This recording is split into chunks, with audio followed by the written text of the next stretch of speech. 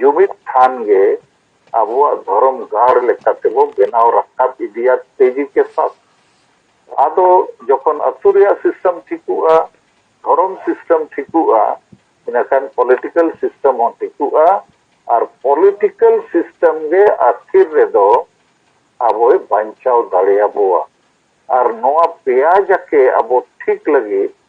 थोड़ा आरहो स्पीड तेबो कमिया तेहें हुल माहा कना और अबो संकल्प बो हताव का जे मोड़े गोटे जिनिस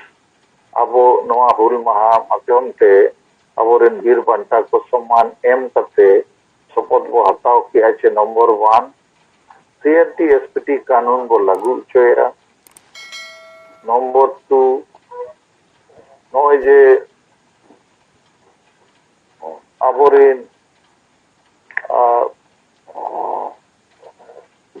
वीर बांटा को मामला मेना नवा को वो ठीका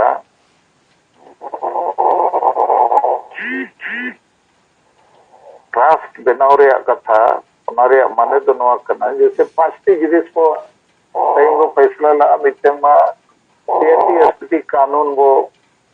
बेनाव रखा केटेजा जेमन आतक वालों को रेज कोनमा दोसार सिदो मुर्मू बिरसा मुंडा तको वंशज को लगित बारे ट्रस्ट बेनाव मा 100 कोटी टका ओनारे एमोगो मा तेसार रामेश्वर मुर्मू और रूपा तिर्किया सीबीआई जांच हुई मा 4 नंबर रे अबो दिसम रे अबो राज बेनाव रखा मा जहां तिना नीति को लगती है ओना बेनाव रखा मा और 5 नंबर रे वो लेके अच्छे सरना धर्म कोड और झारखंड रे संताली राजपत्सी बेनामा आदो नवा को जेतिया हुई और इन निद नेल नाम दड़िया कना कि अबो आंटी ठीक हरबो सब नाम किया रान बो बेनाव रकाब किया कोरोना रे वैक्सीन लेका आदो निद जितकरो गे हुई और वो जितकरो और नोय जे अबो मिटन कॉन्क्रीट आइडियोलॉजी और डेफिनेट एक्शन प्लान ते अबो कमी तो नितो लहा गया बाय ठीके दोगा और जहां को हांडी बंचाओ ग्रुप कना को उनको दो चाबा तेगे हुई को अदो उनको नि तिना गने नेले को थोड़ा नवा कथा लई जिति अपे ये नाम केते अबोरेन तिना गन आदिवासी चक्रिय को बामसेट नेतुमा संगठन सला को जोड़ावा कना अदो ओंडे तो चेत उनको मोटिवेशन दो बागा संविधान बो बंचावा रिजर्वेशन बो बंचावा बांखान अबुआ चाकरी को चाबा और सब तो चांदा होको एमा ओंडे दो और ओंडे दो बाको गलमरावा चे आले चितान रे प्रेशर मेना आले दो नॉन पॉलिटिकल इतिहास लेकिन इन्या रोड रे दो नवा कना चे नितमा संविधान मेना गया बाहर कुछ आरक्षण हो मेना गया लेकिन अबो आदिवासिया जेदा एसटी जुड़ू बाबू नामे असम रे 80 लाख हो अंडमान रे हो अडिगान हो जेदा अबो भाषा बाय लागू कना नवा हो संविधान रे मौलिक अधिकार कना जेदा अबो धर्म जुड़ू बाय नामो कना नवा हो मौलिक अधिकार कना अदो नवा को संविधान रे मेना गया और संविधान होते हैं जीवित किया बांग लगू रिया कारण दो जे आदिवासी छाड़ा बामसेट के जहां संगठन दो 300 बाय रोड़ा के सारना धर्म कोड लागू मा संताली परसी झारखंड राज परसी बना मा के सीएनटी एसपीटी कानून लागू मा इत्यादि इत्यादि तो अबो दो आदिवासी बो जनम कना चाहे हम चक्री कान चाहे हम ओल पढ़ाओ कान चाहे बाम ओल पढ़ाओ कान और आदिवासी के ना हम गुजुआ जनम कना आदिवासी और आदिवासी के हम गुजुआ और तेज आदिवासी समाज के मड़ांगे गोज लेन का आमा दो चेत वैल्यू अदो आमा ओड़ा दुआर दो बाम माने बेनाव रकाब रुवाड़ा और हानते नाते देखाव बड़ा कना आले आदि मारंग संगठन रे कमी कना बामसेपा मिटन जिनिस तो ठीक गया कि एसटी एससी ओबीसी माइनॉरिटीज वो मिसालेन खान भारत रे 85% वो हुआ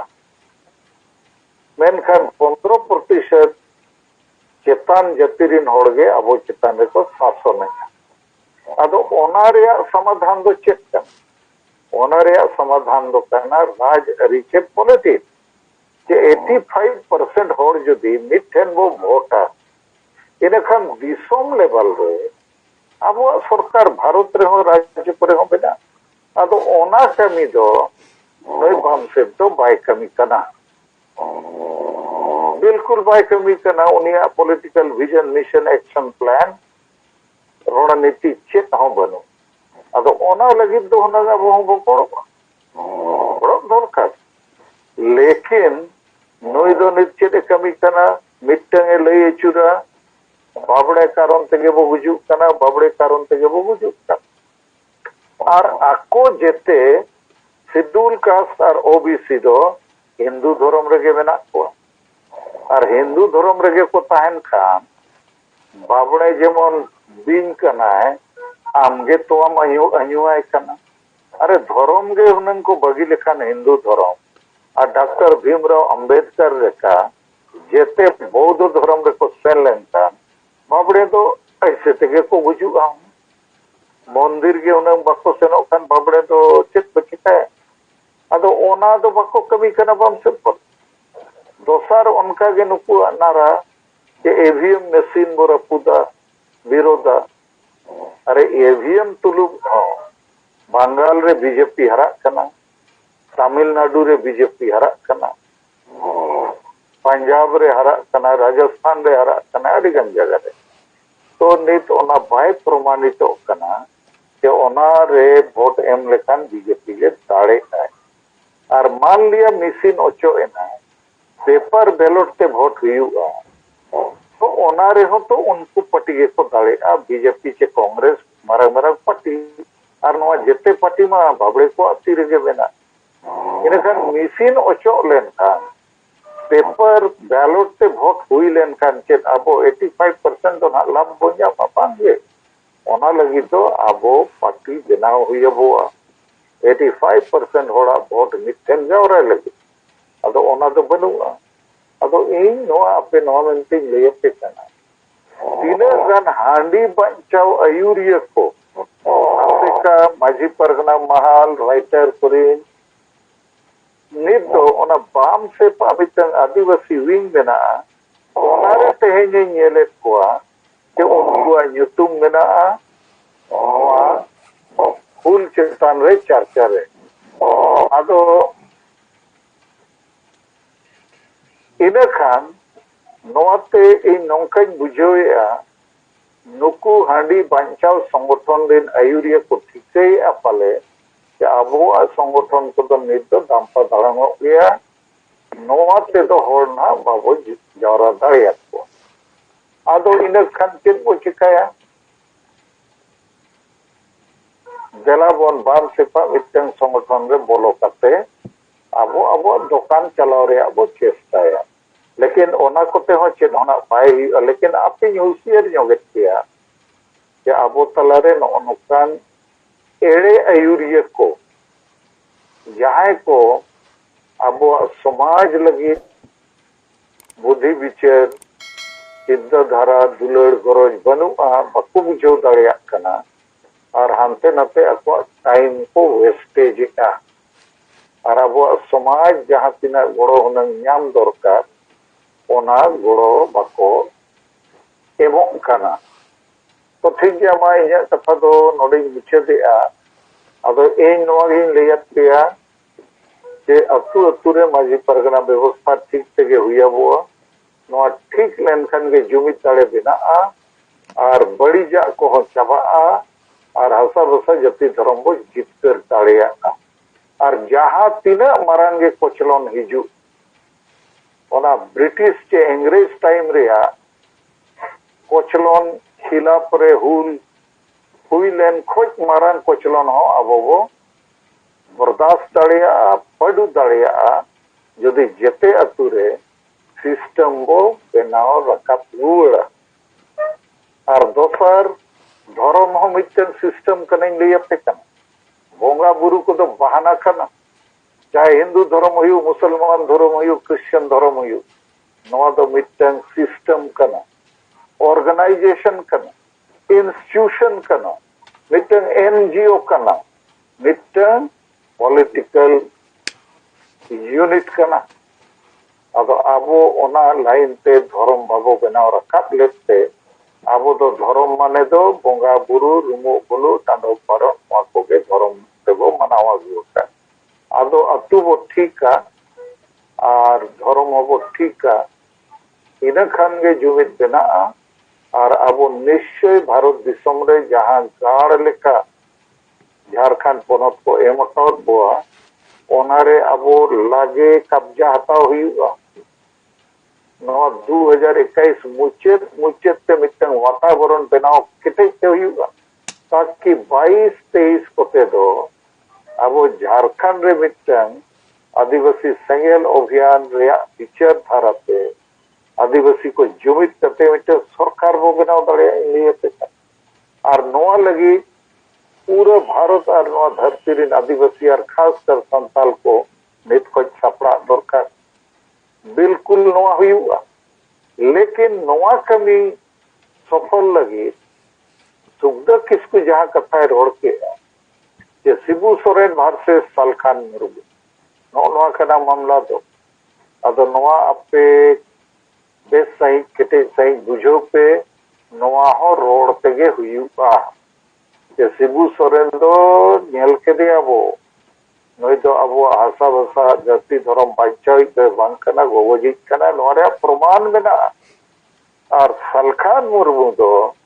अब हासा भाषा जाति धर्म बांचाई कना नोरे हो प्रमाण मेना अदो नोआ दो बहुत ऑफेंसिव माने एकदम बहुत रखब करते सीना तान के होड़ तला रे अबो जहां प्रचार तंत्र मेना ओना सामान दरकार पुथी आकार ते पम्पलेट आकार ते झंडा आकार ते उमेश चंद्र टुडुआ सेरेंग आकार ते अबो नोय जर्सी को अडिगान होड़ नोय जुमिद तेहना हुल माहरे अपे सोशल मीडिया रे फोटो को नेल किया अडिगान होड़ अबो सरना धर्म कोड और या फोटो सला जहां जर्सी बनाव कना ओना होरो कते हुल माहरे कार्यक्रम पे संपन्न किया नवा को नित तो बहुत जोर ते लहायत के तब हो कारण वातावरण बनाव हुआ जैसे भारत दिसम रे 2014 साल रे नरेंद्र मोदी नुतुम ते बीजेपी मितन वातावरण बनाव सारी को जितके ना 2019 रे हो नरेंद्र मोदी आने पुलवामा गज गपो जहां स्ट्राइक वातावरण बनाव तो नित तो अब आदिवासी समाज रे